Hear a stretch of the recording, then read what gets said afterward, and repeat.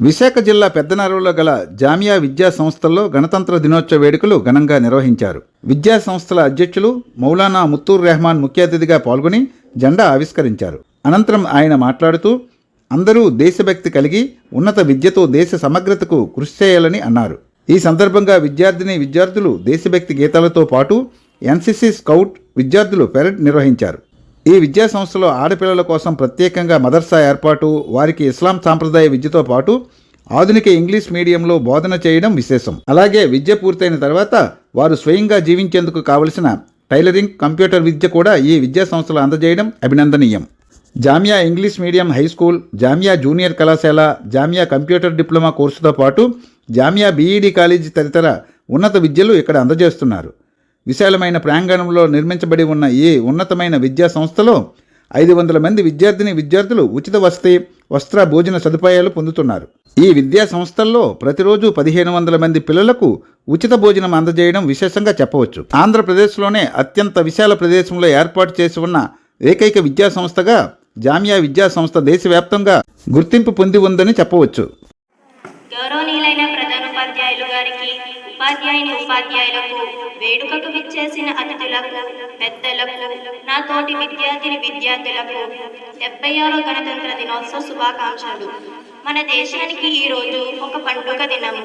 August 15, 1947 మనకు స్వాతంత్ర్యం వచ్చింది. కానీ మనల్ని మనం పాలించుకోవడానికి కావలసిన రాజ్యాంగం లేదు. డాక్టర్ భీమ్రావ్ రామ్జీ అంబేద్కర్ గారి అధ్యక్షతన ఒక స్టీరింగ్ కమిటీ ఏర్పాటు చేయబడి రాజ్యాంగాన్ని రచించడం జరిగింది. రాజ్యాంగ రచన కొరకు 2 సంవత్సరాల 11 నెలల 18 రోజుల సమయం పట్టింది. జనవరి 26, 1950 మన రాజ్యాంగం అమల్లోకి వచ్చింది.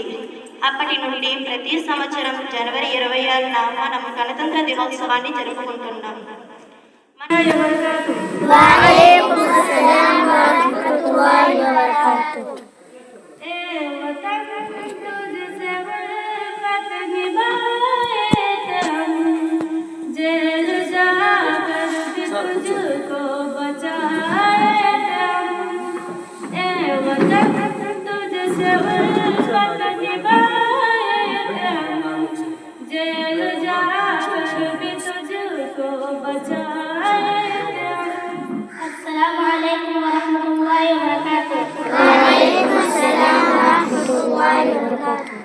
हिंदुस्तान का दस्तूर और पामल होती जमहूरियत हमारे मुल्क की आज़ादी और जमहूरी निज़ाम को तकरीबन 76 साल मुकम्मल होने को है। 26 जनवरी वो तारीख है जिस दिन हमारे बुजुर्गों ने आज़ाद हिंदुस्तान को एक जमहूरी और सेकुलर निज़ाम अता किया। इस मजबूत निज़ाम और जमहूरी इक़्तिदार की बिना पर हमारे मुल्क को देकर ममालिक पर फौक़ियत और बरतरी हासिल हुई और हमारा मुल्क पूरी दुनिया में दूसरी बड़ी जमहूरियत और डेमोक्रेटिक कंट्री के तौर पर सामने आया।